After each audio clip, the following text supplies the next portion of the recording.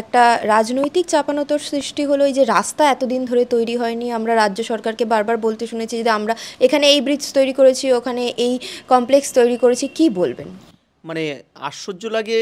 ১০০% কাজ হয়ে যাওয়া, ১০০% কাজ হয়ে যাওয়া ঘোষণাকারী একটি সরকারের একের পর এক যে ব্যর্থতাগুলো যখন আমরা দেখতে পাই, যে আমরা যে কালকের ঘটনা দেখলাম, কি নিদারুণ কষ্ট, যে একদিকে অভয়ার মার কান্না, আরেকটি বাচ্চা শিশু ছেলে যে নিজে সতর্কভাবে রাস্তা অতিক্রম করার পরেও, আমি পেলোডার যে চালাচ্ছিল বা যে পেলোডার তার দোষ দেখছি না, বাচ্চাটার তো দোষ নেই। পুরো রাজ্য সরকার যে তথাকথিত উন্নয়ন, যে উন্নয়নের জোয়ারে আমাদেরকে ভাসিয়ে নিয়ে চলে যাচ্ছে, যে উন্নয়নে তারা ১০০% কাজ করে ফেলেছে বলে বারবার ঘোষণা করে আমাদেরকে, তার একটা করুণ বলি হতে দেখলাম আমরা। ঠিক মনে আছে বছর দুয়েক, সম্ভবত ২ বছর আগে, বেহালায় একটি বাচ্চা ছেলে, যে উপযুক্ত ট্রাফিক ব্যবস্থা না থাকার জন্য একটি বাচ্চা ছেলেকে তার বাবার হাত ধরে সে স্কুল যাচ্ছিল, গাড়ি পিষে টানতে টানতে হেঁচড়ে অনেক দূর নিয়ে চলে যায় তার ছোট্ট শরীরটাকে, ক্ষত বিক্ষত হয়ে মারা যায়। আমি বলছি যে একটার পর একটা এই ঘটনাগুলো, এই সরকারের যে ল অ্যান্ড অর্ডার থেকে শুরু করে প্রশাসনিক কাজের চরম একটা কসমেটিক যে উন্নয়ন, এই কসমেটিক উন্নয়ন মানে উপর থেকে সাজানো গোছানো। আমি মাঝে মধ্যে এটাকে খুব ইয়ে করি যে এইগুলোকে উন্নয়ন বলবেন না, চুন্নয়ন। চুন দিয়ে উপরে একটু প্রলেপ দিয়ে দিয়ে আমার সুপার স্পেশালিটি হাসপাতাল হয়ে গেছে, যেখানে ন্যূনতম একটা এক্সরের ব্যবস্থা নেই। আমার এই ধরনের তাপ্পি দিয়ে দিয়ে রোডের বড় বড় পুকুর মতন গর্ত, সারা বছর কোনো রোডের কাজ হয় না, হবে কি করে? যদি ডেভেলপমেন্টের টাকা আপনি দান খয়রাতিতে কাজে লাগান, তাহলে ডেভেলপমেন্ট হবে না। জনগণের ট্যাক্সের টাকা চলে যাচ্ছে দান খয়রাতিতে, হাইকোর্টে মামলা, সুপ্রিম কোর্টে মামলা লড়তে সরকার ব্যয় করছে। ফলে এই উন্নয়নটা অধরা থাকছে। আর তার পরিবর্তে যেটা আসছে, কসমেটিক ডেভেলপমেন্ট, উপর থেকে কোনো রকমভাবে তাপ্পি দিয়ে দেওয়া। আপনি দেখবেন পুজোর আগে একটা অদ্ভুত কালচার চলে, বড় বড় রোডের বড় বড় গর্ত, এক একটা পুকুরের মতন গর্তকে বোঝানোর জন্য তাপ্পি দেওয়া হচ্ছে। ওটা নাকি রোড, প্রচুর টাকা খরচা করেছে। এই যে আপনারা এই যে জোড়াসাঁকো ঠাকুর বাড়িতে এসছেন, ওই সামনের রাস্তাগুলো দেখুন, কাউন্সিলর ইট পেতে এখন কাজ করছে। আমি বলছি সারা বছর কাউন্সিলর কোথায় থাকে? আজকে পুজোর মরশুমে এই এই ২-৪টা ইট লাগানো হবে, ২-৪টা উপর দিয়ে বালু লাগিয়ে দেওয়া হবে, উন্নয়ন কমপ্লিট। প্রথম বর্ষায় প্রথম পাবলিক দুদিন একদিন হাঁটলে পরে ওই ইট একদিকে চলে গেলো, বড় বড় গর্ত বেরিয়ে গেল। এটা আমাদের উন্নয়ন। ফলে অগত্যা মানুষকে প্রাণ হাতে নিয়ে হাঁটতে হচ্ছে, তার বলি হচ্ছে নাগরিক, নিরীহ নাগরিক। আশ্চর্য সবচেয়ে বড় যে গতকাল যখন এই ঘটনার পরে জনপ্রতিনিধি সেখানকার কাউন্সিলরকে বারে বারে ফোনে যোগাযোগ করেও তিনি এখনও পর্যন্ত যাননি, যাওয়ার সময় পাননি, তিনি নাকি পুজো উদ্বোধনে ব্যস্ত।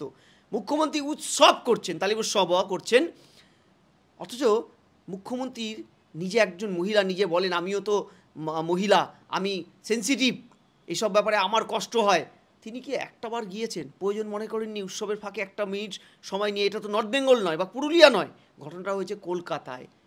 বরং যেটা হলো যে প্রতিবাদরত মানুষকে, ওখানকার স্থানীয় মানুষকে মারতে তৃণমূল লেঠেল বাহিনী পাঠালো, গুন্ডা পাঠালো। আপনি দেখবেন চ্যানেলগুলোতে যে প্রতিবাদরত মহিলাদের উপরে কিভাবে চুলের মুঠি ধরে কতগুলো সেই সেই গেঞ্জি পরা আমাদের মানে তৃণমূলের ক্যাডার, তারা কিভাবে ওই আন্দোলনটাকে ভাঙার চেষ্টা করলো, যেটা ঠিক ডাক্তারদের আন্দোলন বা রাত জাগছে যারা প্রতিবাদ করছে তাদের উপরে একের পর এক যেসব আন্দোলন হামলাগুলো হচ্ছে পশ্চিমবঙ্গের বিভিন্ন প্রান্তে, একই কায়দায় ওই আন্দোলনটাকে ভাঙার জন্য পুলিশ, মানে প্রথমে পুলিশ পাঠানো হলো, পুলিশ ব্যর্থ হলে পরে পাঠানো হলো গুন্ডাদের।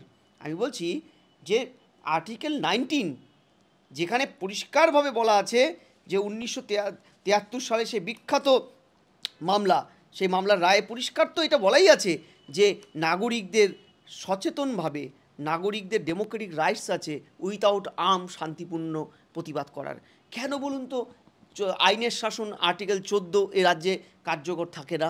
কেন বলুন তো আর্টিকেল 19, ১৯-এর ১-এর এ, ১৯-এর ১-এর বি, যেখানে স্পষ্ট বলছে রাইট টু ডিসেন্ট, যে রাইট টু ডিসেন্ট হচ্ছে life line of the democracy, মানে লাইফ, এই পরিষ্কার এই কথাটা যেটা সুপ্রিম কোর্ট এবারও আরজিকর ইস্যুতে স্পষ্ট বলেছে যে শান্তিপূর্ণ নাগরিক আন্দোলনে পুলিশ বল প্রয়োগ করবে না, রাষ্ট্র বল প্রয়োগ করতে দেবে না, তারপরেও কেন বলুন তো যে মানুষ তার ন্যূনতম দাবি প্রশাসনের কাছে যখন তোলে তখন ঝাঁপিয়ে পড়ে তৃণমূল, ঝাঁপিয়ে লেলিয়ে দেওয়া হয় পুলিশকে।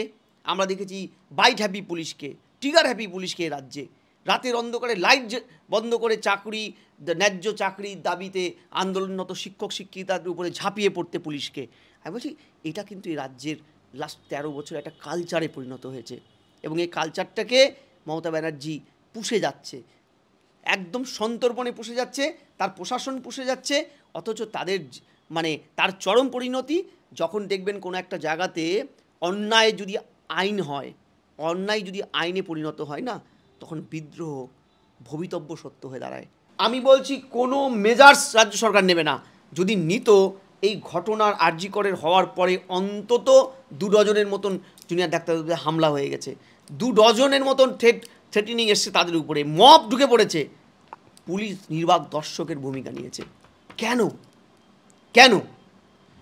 আসলে এই ঘটনাগুলোয় লোক খেপিয়ে জুনিয়র ডাক্তারদের একটা আন্দোলনকে ভেস্তে দেওয়া, উৎসব মুখর রাজ্য সরকার উৎসবের লাইনে পুরো ঘটনাটাকে ধামাচাপা দেওয়ার ট্র্যাককে অন্য ট্র্যাকে নিয়ে যাওয়ার চেষ্টা করছে। আমি বলছি আপনার চ্যানেলের মাধ্যমে দর্শকদের উদ্দেশ্যে যে দেখুন, আমরা কেউ উৎসবের বিরোধী নয়, আমরা উৎসব করছি, আমরা সমাজ পরিবর্তনের উৎসব করছি। হ্যাঁ, উৎসবই তো সবচেয়ে বড় প্রতিবাদের জায়গা। এই যে দুর্গা উৎসব, আমরা এই দুর্গা পুজো, এই উৎসবকে কেন্দ্র করে আরজি করের নির্মম ঘৃণ যে কাজটা হয়েছে অভয়ের সাথে, এবং সেই ঘৃণ কাজটাকে ধামাচাপা দিতে রাজ্যের পুলিশ প্রশাসন, চিকিৎসা দপ্তর, একাধিক নেতা মন্ত্রী যে কায়দায় আজও কাজ করে যাচ্ছে, আজও প্রভাবশালী 7 জনকে স্যাক করেনি রাজ্য, বরং রিওয়ার্ড দিয়েছে। আমরা এর প্রতিবাদ এই উৎসবের মধ্যেই করব। উৎসবই তো শ্রেষ্ঠ জায়গা প্রতিবাদের। স্বাধীনতার আগে দেখেননি বালগঙ্গাধর তিলক ব্রিটিশ বিরোধী আন্দোলনটা দানা বাঁধিয়েছিল কোথায়? গণেশ উৎসবের মাধ্যমে, গণেশ পুজোর উৎসব মহারাষ্ট্রে। ফলে এটা নতুন নয়। ফলে আমরা পরিষ্কার বলছি যে এ রাজ্যের পাড়ায় পাড়ায় রক্ত করবি এখন। তাহলে নন্দিনীরা ভয় পাবে কেন? নন্দিনীরা তো ভয় পাবে না। আমরা অভাগীর থেকে অভাগী তত্ত্ব ছেড়ে দিয়েছি, আমরা সাহসী হয়েছি, আমরা লড়াকু হয়েছি, আমরা রুখে দাঁড়াতে শিখেছি।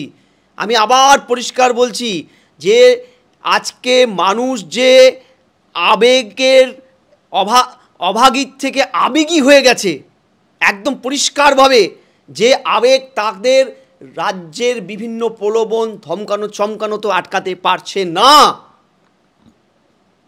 এটা কিন্তু রাজ্যের প্রশাসনের পক্ষে একটা অশনির সংকেত।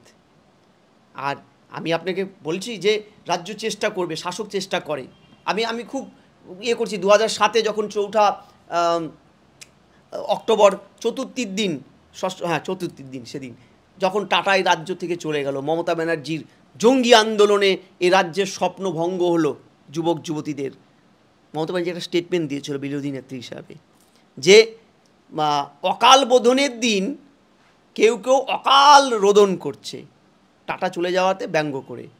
সেদিন যদি বুদ্ধবাবু একটাবার সিএম এ রাজ্যের নমস্য ব্যক্তি, তিনি বলতেন যে আপনারা সবাই উৎসবে ফিরুন, মমতার এই আন্দোলন ছাড়ুন, উৎসবে ফিরুন, তাহলে কেমন হতো ম্যাডাম? সেদিন তিনি রাজধর্ম পালন করেছিলেন, মানুষের দাবি, বিরোধী দলের দাবি মেনে, রাজ্যে যতই ক্ষতি হোক তিনি রাজধর্ম মেনে মাথা নত করে রিজানুর কাণ্ডে একাধিক অফিসারকে ডিমোশন করিয়েছিলেন, সরিয়ে দিয়েছিলেন, স্যাক করেছিলেন, আপনার মতন প্রমোশন দেয়নি।